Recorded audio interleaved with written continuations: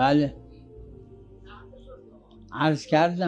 عرض کردم تو دعای حضرت سجاد، دعای عرفه امام حسین علیه السلام که همینجور اشکشون جاری بود و این دعا رو میخوندن.